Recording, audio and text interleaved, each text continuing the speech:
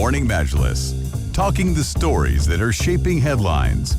This is Pulse 95. Well, travel is no longer the same as it used to be. Many countries have started to reopen borders for international tourists, and countries permitting general tourism in 2021 this year have shrunk again as they experience second and third waves as well. But growth in international tourism can happen around mid of this year, let's say, when countries start to lift restrictions again and as vaccines and improved testing protocols become accessible and the health risks are obvious, and in the end it's your decision if you want to travel to international destinations. But looking at the countries that have already opened or started to open their borders for international travel, the latest country being Singapore. Absolutely is, yes. And its Prime Minister Lee Hsien Loong said in a TV interview that he hoped Singapore would start reopening its borders by the end of the year as more countries ramp up vaccination drives against COVID-19 infections. Singapore has largely banned leisure travel and has put in place some business and official travel programs. It is also discussing the mutual recognition of vaccine certificates with other nations. I came across this headline, in fact, that Australia and Singapore are holding talks at the moment to allow travel between them for individuals who've had COVID-19 vaccinations. So they're trying to get this travel bubble together by the end of July, and that's what they're hoping to reignite their travel and tourism sectors, as well as more and more countries ramp up their vaccination drives. Well, a couple of countries to look out for that are opening up is Seychelles. Seychelles will be opening up their tourism very shortly, I think in a few weeks, in fact. Next week they'll open themselves up completely. And they say the travelers must be fully vaccinated at least 2 weeks before their travel. And I got vaccinated 9th of February, so off I go to Seychelles, maybe, potentially. But if the vaccine requires 2 doses, both must be completed and a minimum of 2 weeks before travel.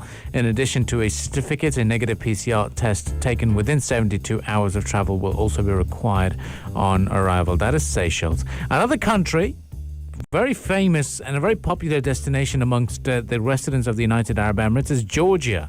And as of February 1, 2021, citizens from all countries are permitted to travel to Georgia by air on the prerequisite that they can prove that they've received the 2 doses of the COVID-19 vaccine. Iceland is another country. Egypt is open as well. Egypt? Yeah, it's a popular destination that people like to go to. Wow. Yeah, it's open for tourism. You just need to present a negative PCR test. Taken no longer than 72 hours, prior to departure. And also Greece is opening in May. Mid of May. This is going to be tricky. I'm so excited for this. It's for vaccinated tourists. For vaccinated tourists, yeah. Only. Maybe they're going to change that. You never know. Yeah, it's interesting. Maldives is open, obviously. Maldives is the only country that has just remained open throughout. It's very interesting to see why. But look, I'm looking at a scenario where it's interesting to see what happens next, because in terms of the vaccine and in terms of other countries such as Lebanon and Greece particularly, the European Union is not allowing anyone to enter. And Greece is going to be acting very independently, to be honest, and not sure how that's going to work with the Schengen agreements and the zones, but I'm pretty sure that the other borders around the EU region will remain closed. So if you are one of those who's going to think, I can fly to Greece and cheekily visit other countries, it's not going to work, because they just won't let the flights come in, or even road transportation. So it is going to be interesting to see what happens, but good to get a bit of a glimpse into the fact that the world is going to go back to normal at some point soon. Yeah, and especially important for countries that heavily rely on tourism like Greece. The other thing that Greece did that's interesting is they launched those COVID-19 vaccination certificates to vaccine residents. So we're seeing more and more countries warm up to the idea of a digital certificate proving that you've taken your 2 vaccine doses against the pandemic. The vaccine passport. Yeah, might be seeing more of that coming up for sure.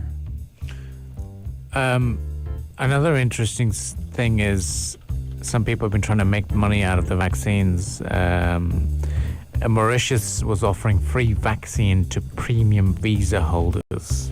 That's interesting. So if you hold a premium visa to Mauritius or the long-term renewable visas, so that is going to be a free vaccine for people who want to go to Mauritius. So that's interesting. But yeah, do let us know on the text lines 4215 if you were to choose any particular destination to travel to or would like to put it on your bucket list before your spring break and vacations. Let us know on the text lines 4215. Pulse 95. The Morning Majlis, talking the stories that are shaping headlines. This is Pulse 95. Good morning, everybody. Go There ahead. we go. This is Pulse 95. Welcome back to the show and the program. We are going to be talking a little bit more about the business side of things in the Gulf region here, because from the 16th of April, we're going to see Oman implementing a 5% value-added tax. This is expected to raise 400 Omani riyals per year for the country. That's right. The implementation of VAT comes in line with the GCC framework that was agreed between the six-nation bloc.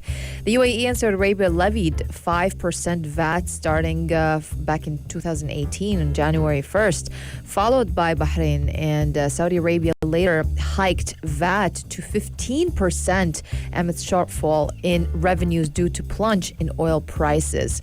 But a study by EY had predicted that the adoption of VAT by GCC countries would generate additional annual revenues of $25 billion in total.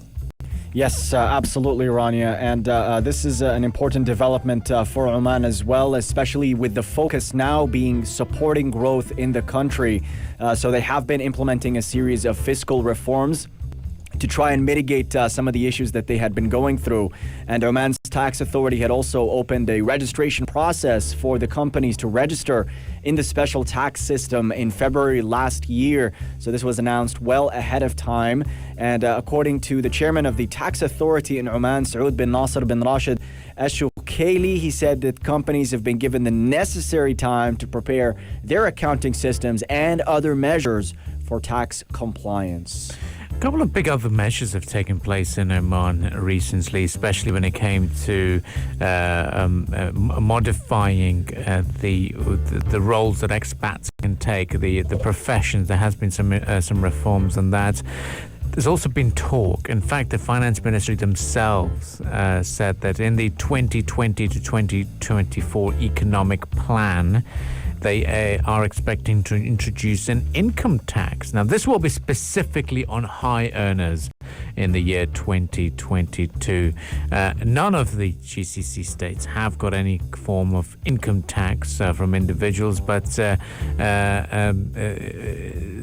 bin Haytham, Oman's Sultan, said he had approved the medium-term fiscal plan to make government finances more sustainable as a result of low oil prices and the COVID-19 cases. And it is still in the early phases of their study, but they are projected to bring very, very much needed funds to the country as they look at diversifying their income as well. So big news emerging from the country. Definitely, and well in line with Oman's long plans to reform its economy and introduce reforms to their tax and subsidy systems as well. I mean, on the pipeline, according to reports, it is expected that Oman will see high earner income tax as well in the year 2022, according to officials from the Ministry of Finance. And they also aim to change the way that government subsidies work and who they direct as well. So a lot of change is happening in this country, and has been in the pipeline for quite some time after a slump in oil prices has hit revenues 2 years ago. And other countries in the Gulf have also been taking similar measures to try and mitigate that and further diversify their economies.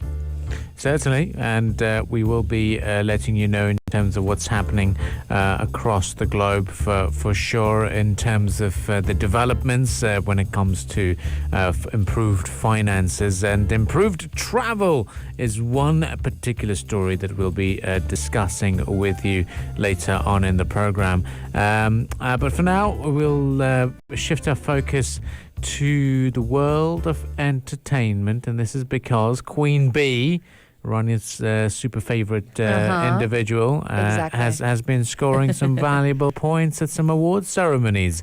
What's going on? All of this will be discussed right here on the Morning Majlis. Social Media Minute. Today's clickbait worth talking about. Social Media Minute. Well, how many social media platforms do you guys have or own or use? Let's start with Abdul Karim. I was actually How thinking many about. accounts do you have?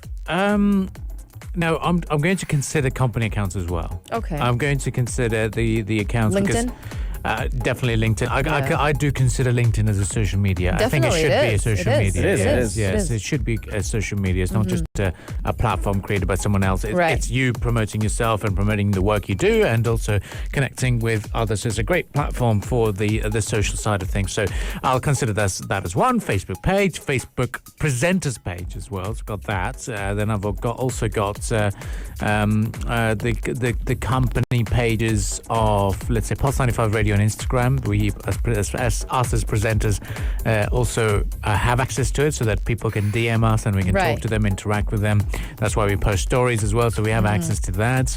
And then your own personal profile. Then let's say I don't have a TikTok account. I do have a Twitter account. I do have Snapchat. So I think I'm ranging around the You're doing well. the average figure that they're saying that apparently one person has 10 social media accounts. And when at first glance, I looked at that headline and thought, why on earth would you need 10 social media accounts? You Yeah. must be crazy. But then looked into my own a little net over here and thought, oh, I've had the exact same reaction myself. I don't fall into that range at You all. don't? No. In my belief, less is more. So that's why I just have like 3, literally. I only have... you don't have a LinkedIn account. Oh, I do, but there I we don't go. use it at all. Like, I just have it. And last time I probably updated it was years ago. Oh. But YouTube also counts as a social media. Does it? It does, I yes. have a YouTube page too. Yeah, Oh, I don't have a page. people upload, I mean, I share, use comment. it, but no. Technically, it's I don't comment. I don't share. I don't do anything. You I don't watch. know. I watch. That's all I do. But like what I use, literally, I use Snapchat. I use Instagram, and what else do I have? Instagram and Snapchat and The messaging apps count too, I believe. Yeah. WhatsApp, Telegram. WhatsApp could be a WhatsApp. Yeah. social media. But yeah. They add up. Initially, I don't really use anything. I have a Boatum I'm not account. big on social media. Boatum. I'll class Boatum? it- Yeah, Google class Boatum as one. See, I don't have Facebook. I don't have Twitter. I don't have TikTok, so I'm really not alive. Yeah, I don't have Facebook either. God Yeah. bless. Well, the reason we're talking about this is that in a study, 79% of Arab youth consider social media to be a primary news source. That's a 25% increase from 2015. And users in the United Arab Emirates have more than 10 accounts on social media platform, according to a study that involved 200 people. Now, in addition to that, on average, users here in the Middle East region spend 3.5 hours a day on social media platforms, according to this published study called How the Middle East Used Social Media in 2020 by the New Media Academy, a comprehensive look at the use of social media here in the region, including the most prominent highlights this year and the most influential figures in the Arab and global scene as well. Yeah, and according to the report, tech companies, social media platforms, and instant messaging apps still ranked among the top companies in terms of value. For example, Google, WhatsApp, and YouTube ranked in the top 10 by audience in each of the UAE, Saudi Arabia, and Egypt. And the report also showed that the UAE recorded the highest number of social media users regionally, with an average of 10 accounts per person on various social media platforms, whereas Egypt ranked first in the region and 9th in the world in Facebook users, with more than 44 million accounts in October 2020. I know that Egypt, they are so reliant on Facebook. Definitely. Yeah. Iraq is as well.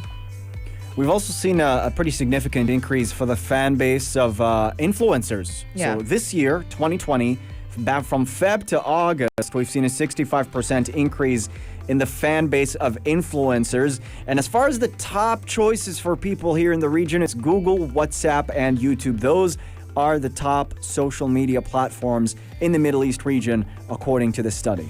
I was just terrified a little bit because there's a figure that says 3.5 hours a day is what people use or spend on social media in the Makes Middle sense, East. actually. And I'm going through my phone's stats. It was on Tuesday, 9th of March. I had 3 hours and 38 minutes. I did fall in that category. Monday, I fell into 4 hours and 20 minutes. What am I doing with my life? Sunday, 3 hours as well. I need to get this. And then the trend has recovered. Last Friday, I did 1 hour, 37 minutes. So that's good. And that means that I'm not very active on weekends indeed. So even though most people would normally So be. if you had to choose one app or one platform that you cannot live without, absolutely cannot live without, and you can just live without the rest, which one would it be? I think guys? WhatsApp is very important. WhatsApp, I think yeah. that is just that general communication. Instagram is great. It's the most used app for sure, according to my phone stats. But if you take that away from me, but if you take away WhatsApp at the moment, if WhatsApp, for example, says no, we're going to be paid service, and you have to leave that app, and then you're going to be concerned. I think WhatsApp would be the big issue. I like For Twitter. me, it's Snapchat. Why Snapchat? It's I think it just has everything in it. Like you can message people in certain areas or certain regions. You can video call or voice call them. You can just check out what your friends or your family they're doing. You can keep up with their pictures. You can keep up with what's happening around you. When you look at events, for example, or certain areas or certain venues that you want to go to. I don't know. I feel like you can find also the latest news through it as well. Twitter's like that too. It's like it's one big party that everybody's on, and whether you're looking for news, and everybody's on it, especially here in our region. Definitely. You know, nowadays nobody tells you what's your number. They just ask you for your Snapchat. Are you talking about Snapchat? Yeah. Well, so much to come a long way. We've come a long way for sure. We are fast approaching the news headlines, sadly. But if you want to have your say or like to catch up with this discussion, it will be up on our podcast. So do drop us a note, a like, and a comment as well to join that discussion. And we appreciate your thoughts coming in this morning. For now, we'll be heading off. We certainly will, and if you've missed any of our discussions, they are uploaded daily on our SoundCloud, Spotify, and Apple Podcast. Just type in The Morning Majlis. We also upload daily on the YouTube channel at Pulse 95 Radio. Thank you all for tuning in, and stay tuned to Pulse 95. If you liked this episode of The Morning Majlis, drop a like and subscribe. 95. Be sure to follow us on Instagram for all our daily updates and top stories. Pulse.